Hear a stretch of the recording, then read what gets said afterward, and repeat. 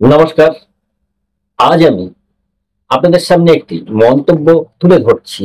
এক ব্যক্তি অসিত কুমার দাস তিনি কমেন্ট করেছেন, সেই কমেন্টের বিরুদ্ধে দাঁড়াচ্ছি এবং মন্তব্যটি কেবল রামকেই নয়, পুরো সনাতন ধর্ম, বেদ, উপনিষদ, গীতা, পুরাণ এবং সনাতন ধর্ম পরম্পরাকে অপমান করে।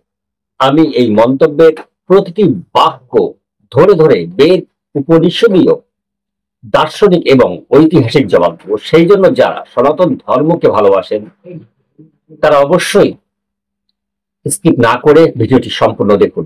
আমার যে দর্শক অসিত কুমার দাস, উনি লিখছেন, আপনি রাম ও রাম শব্দ দুটিকে নিয়ে বিভ্রান্ত করতে বসেছেন। রাম শব্দ, রামও যদি নাই থাকবেন আর নাই খাবেন তাহলে কি ঘাস খেতেন? আর অযোধ্যা নামক স্থানে তার জন্ম দেখানো হবে কেন?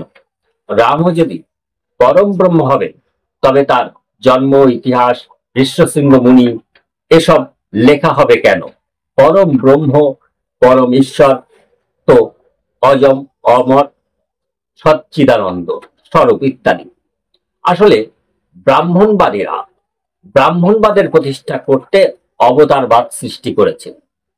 এই মূর্খ ব্রাহ্মণবাদীরাই আমাদের দেশের আসল সংস্কৃতিকে ধ্বংস করতে বখতিয়ার উদ্দিন খিলজির সহিত সমঝোতা করে নালন্দা, বিক্রমশিলা, উদয়ন প্রভৃতি বিশ্ববিদ্যালয়গুলো পোড়াতে সাহায্য করেছিল।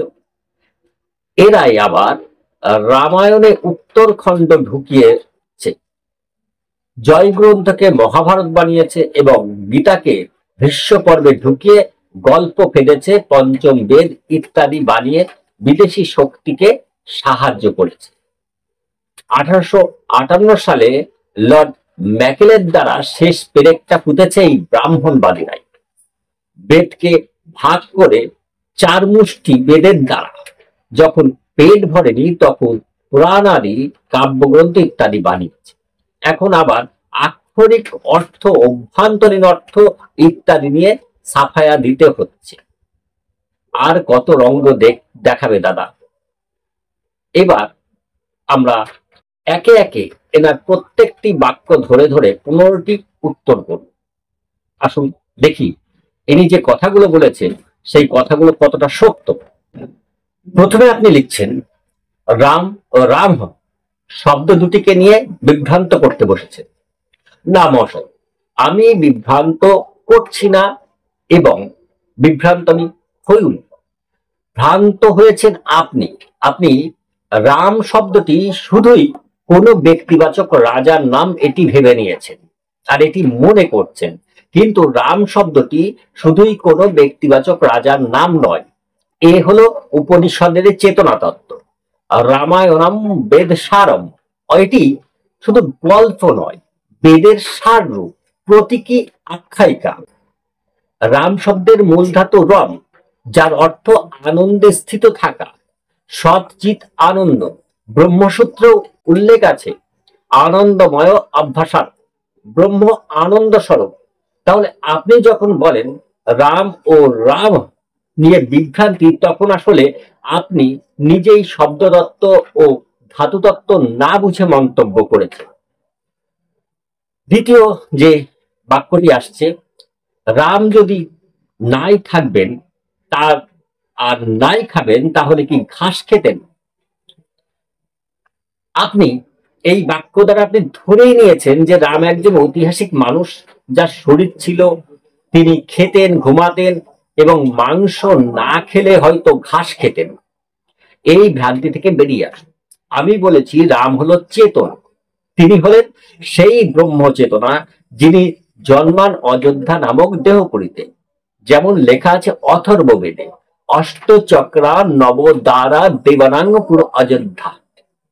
অর্থাৎ এই দেহে 8টি চক্র এবং 9টি দ্বার অর্থাৎ দরজা আছে। 8টি চক্র অর্থাৎ 8টি শক্তি কেন্দ্র এবং 9টি ইন্দ্রিয় মার্গ, চক্ষু, কর্ণ, এই যে আমাদের রয়েছে এইগুলো, নাসিকার 2টো ছিদ্র, কানের 2টো ছিদ্র, এটি অযোধ্যা। এই দেহটি অযোধ্যা আর চেতনা বা রাম সেখানে অধিষ্ঠিত থাকে। চেতনার জন্য খাবার, ঘুম, বাসস্থান কিছু লাগে না। চেতনা না মাংস খায় না ঘাস, সে আমাদের অন্তরে সদা বিদ্যমান নির্জীব দেহকে চেতন করে তোলে। এবার তৃতীয় প্রশ্নের উত্তর। আর অযোধ্যা নামক স্থানে তার জন্ম দেখানো হবে কেন? এর উত্তর শুনুন। কারণ অযোধ্যা কোনো রাজনৈতিক ভূখণ্ড নয়। অযোধ্যা শব্দের শাব্দিক অর্থই হলো যার সঙ্গে যুদ্ধ করা যায় না, অযুক্ত যোদ্ধা। অথর্ববেদ বলছে, আবার বলছি, অষ্টচক্রা নবদ্বারা দেবানাঙ্গপুর অযোধ্যা। এই পুরী হলো দেহ পুরী, যার মধ্যে চেতনা অধিষ্ঠান করে। এই দেহ পুরীর মাঝে রাম জন্ম নেন। যেমন শ্রীমদ্ ভগবদ গীতাতে বলছে, অজোপি সন্বয়াত্মা ভূতানাম ঐশ্বরপি সৎ। অর্থাৎ ব্রহ্ম অজ, অজন্মা হয়েও মায়া দ্বারা প্রকাশ রূপে মানুষে অবতীর্ণ হন। এটাই অযোধ্যায় রাম জন্ম, বাইরের শহরে নয়, আত্মায় চেতনায় আবির্ভাব। এবার আপনার 4 নম্বর যে প্রশ্নটা আসে, সেই প্রশ্নের উত্তরটা, রাম যদি পরম ব্রহ্ম হবেন তবে তার জন্ম ইতিহাস, ঋষ্যশৃঙ্গ মুনি এসব লেখা হবে কেন? এবার উত্তরটা দিই। কারণ এগুলো ঐতিহাসিক ঘটনা নয়, প্রতীকী উপাখ্যান। আপনি যদি এগুলোকে ইতিহাস ভাবেন, আপনি আখ্যানের গভীরতাকে হারাচ্ছেন। দশরথ অর্থাৎ 10টি ইন্দ্রিয়, কৌশল্যা হচ্ছে শুভ প্রবৃত্তি, ঋষ্যশৃঙ্গ মুনি যেখানে দেখানো হচ্ছে সেটা হচ্ছে সংযম ও তপস্যা প্রসূত জ্ঞান। এই রূপকে আপনি ইতিহাস ভেবে খাটো করছেন। যারা ইতিহাস ভাবে তারাই প্রকৃত রামায়ণের তত্ত্ব বোঝে না, বেদের তত্ত্ব বোঝে না। অথচ এই ব্যাখ্যায় বেদ উপনিষদের ভাষায় ব্যাখ্যা করা সত্য। তারপর হচ্ছে আপনার প্রশ্ন 5 নম্বর, পরম ব্রহ্ম তো অজ, অমর, সচ্চিৎ আনন্দ স্বরূপ। আপনি ঠিক বলেছেন। রাম যদি সত্যিই পরম ব্রহ্ম হন তবে তিনি অজ, অমর, সচ্চিৎ আনন্দ স্বরূপই হবেন। আমরা তাই বলছি, রাম কোনো রাজা নন, তিনি ঐতিহাসিক কোনো ব্যক্তি নন, তিনি চেতনার নাম। আপনি যা বলছেন সেটি আসলে আমার ব্যাখ্যার ভিত্তি। তবু আপনি বিদ্বেষ ছড়ানোর জন্য ভুলভাবে প্রশ্ন তুলছেন। এবার আপনার 6 নম্বর প্রশ্নের উত্তরটি আপনি লিখছেন, আসলে ব্রাহ্মণবাদের প্রতিষ্ঠা করতে অবতারবাদ সৃষ্টি করেছে। এবার জবাবটা নিন। এটি সম্পূর্ণ ভিত্তিহীন, উদ্দেশ্য প্রণোদিত এবং হিন্দু বিদ্বেষী বক্তব্য। অবতারবাদ কোনো ব্রাহ্মণদের সৃষ্টি করা রাজনৈতিক মতবাদ নয়, বরং এটি সরাসরি বেদ, উপনিষদ এবং গীতার মূল তত্ত্ব। শ্রীমদ্ ভগবদ গীতায় ভগবান শ্রীকৃষ্ণ বলছেন, অর্থাৎ গীতার যে শ্লোক, যদা যদা হি ধর্মস্য গ্লানির্ভবতি ভারত, এই যে তদাত্মানম সৃজাম অহম বলে যে শ্লোকটি আসছে, এই শ্লোকটি আপনি নিশ্চয়ই জানেন। যেখানে ধর্মের অবনতি হয় তখনই আমি নিজেকে অবতীর্ণ করি, অর্থাৎ নিজেকে উৎপন্ন করি। এই শ্লোক ব্রাহ্মণের লেখা নয়, এটি হলো জ্ঞান তত্ত্বের সার, চেতনা বীক্ষণের রূপান্তর। শ্বেতাশ্বর উপনিষদ, আপনার তো মনে হয় বেদ উপনিষদ কখনো আপনি পড়েছেন বলে তো আমার মনে হয় না। সেখানে বলছে, অজয় মান বহুধা বিজয় অতে, যিনি জন্মহীন তিনি নিজেকে বহুরূপে প্রকাশ করেন। অর্থাৎ অবতার শব্দের মানে কোনো ঐতিহাসিক ব্যক্তি নয়, বরং আত্মা যখন মায়াময় জগতে নিজেকে উপলব্ধ করে সেটি অবতার। আর আপনি যে ব্রাহ্মণ্যবাদ বলে গালি দিচ্ছেন সেটি আসলে কোনো রাজনৈতিক মত নয়। ব্রাহ্মণ মানে সেই ব্যক্তি যিনি ব্রহ্ম জ্ঞান অর্জন করেছেন। মুন্ডক উপনিষদ, ব্রহ্মবিদ ব্রহ্মৈব ভবতি, যিনি ব্রহ্মকে জানেন তিনি ব্রাহ্মণ বা ব্রহ্ম। তাই ব্রাহ্মণতা মানে জন্ম নয়, জ্ঞান। টাইটেল আছে চ্যাটার্জি, ব্যানার্জি, মুখার্জি, কিন্তু তারা কি ব্রাহ্মণ আছেন? তাদের আপনার মতোই যে মানসিকতা, সেই মানসিকতা নিয়ে তারাও মন্তব্য করছে। আর অবতারবাদ হলো আত্মার জ্ঞানচক্রের রূপক উপস্থাপন। এবার আপনার 7 নম্বর প্রশ্নের উত্তর দিই। এই মূর্খ ব্রাহ্মণবাদীরাই আমাদের দেশের আসল সংস্কৃতিকে ধ্বংস করতে বখতিয়ার উদ্দিন খিলজির সাথে সমঝোতা করে নালন্দা, বিক্রমশীল, উদয়ন প্রভৃতি বিশ্ববিদ্যালয় পড়াতে সাহায্য করেছিল। বাহ, কোথায় পেয়েছেন এটা? এই কথাটি কোনো ঐতিহাসিক সত্য নয়, সম্পূর্ণ মিথ্যাচার। কোন শাস্ত্রে, ইতিহাসে, তাম্রপত্রে কোনো প্রমাণ আছে? কোনো প্রমাণ নেই যে হিন্দু ব্রাহ্মণরা মুসলিম আক্রমণকারীদের সঙ্গে মিলে নালন্দা পড়াতে সাহায্য করেছিলেন। বরং প্রমাণিত ইতিহাস অনুযায়ী 1200 খ্রিস্টাব্দে বখতিয়ার খিলজি নালন্দা পড়ায় হাজার হাজার পণ্ডিত ব্রাহ্মণ উপাধ্যায়কে জ্বালিয়ে দেয়, বই ও গ্রন্থগার জ্বালিয়ে দেয়।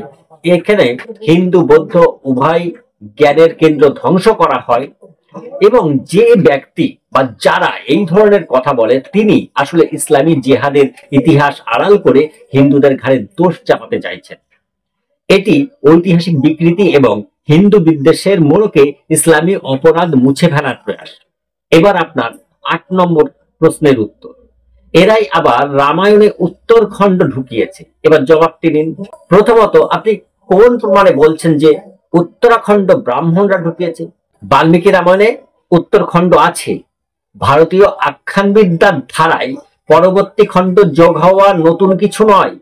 যেমন মহাভারতে হরিবংশ, গীতায় শ্রীমৎ শব্দ। রামায়ণের উত্তরখণ্ডের অনেক রূপ চেতনা ও ধর্মতত্ত্বের ব্যাখ্যা করে। যেমন লব কুশ প্রতীক, 2 অভ্যাস, যাদের দ্বারা চেতনা প্রসারিত হয়।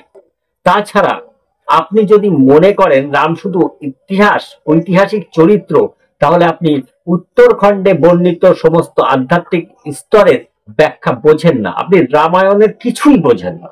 আপনি হিন্দু সনাতন ধর্মের তত্ত্বের কিছুই বোঝেন না। রাম বনবাসে গিয়ে সীতাকে ত্যাগ করেন, এসব আধ্যাত্মিক আত্মসংঘর্ষের রূপক। সীতা অভ্যাসযুক্ত চেতনা, রাম জ্ঞান চেতনা। আসলে এই সব অধ্যায়ে মানসিক বিচ্ছেদের ব্যাখ্যা আছে। এবার আপনার 9 নম্বর যে প্রশ্ন, যা দাবি করেছেন জয় গ্রন্থকে মহাভারত বানিয়েছে। এবার তার জবাবটা নিন। জয় নাম ছিল মহাভারতের প্রাচীন রূপ। শতাধিক অধ্যায়ের সংক্ষিপ্ত রূপ জয় নামে পরিচিত ছিল।